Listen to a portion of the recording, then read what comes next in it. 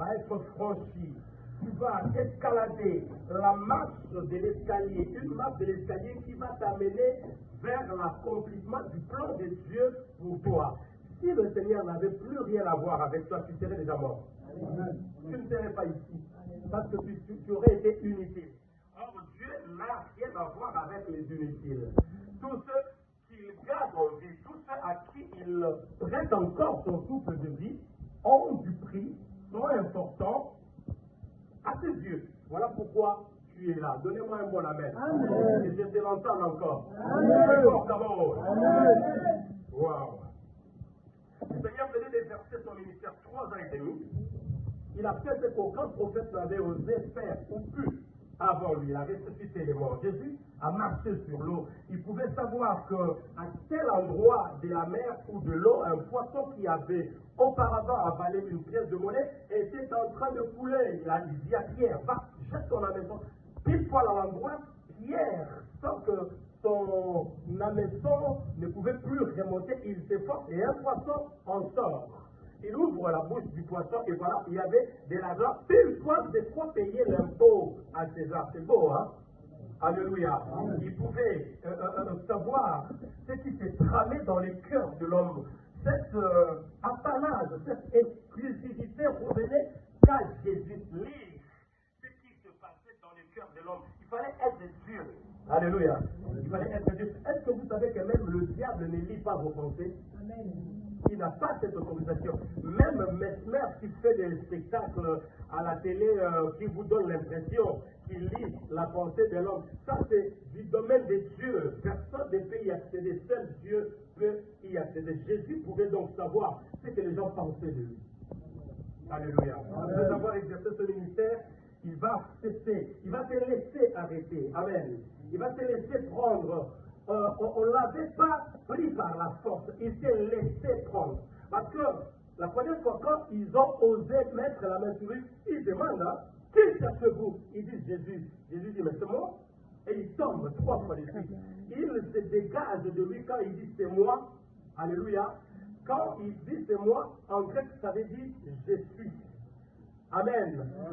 Quand Moïse, merci cher Saint-Esprit, quelques siècles auparavant, n'est-ce pas, demande au Dieu qui lui était apparu, quand j'irai, il dit, j'irai donc aux enfants d'Israël, et ils me demanderont, qui es-tu?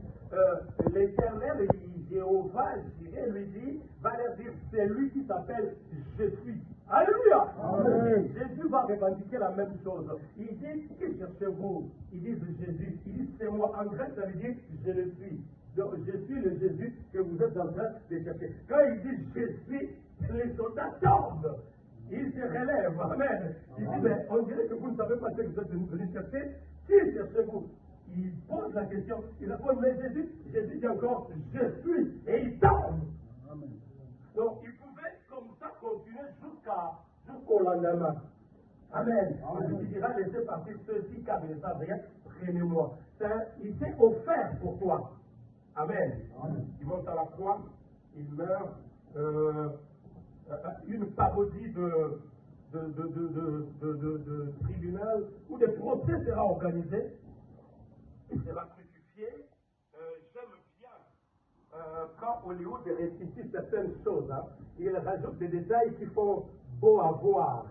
On indique qu'un soldat, celui qui, en dernier lieu, enfoncera sa lance dans les côtes du Seigneur. C'est comme ça que ça se passait. Pour vérifier que le mort est bien mort, on enfonçait la lance dans les côtes, on retournait suffisamment pour vérifier qu'il est bien mort. On dit que quand ce soldat enfonce sa lance dans les côtes du Seigneur, il voit la manière dont le Seigneur avait tiré. On dit qu'il se dégagera, il giclera.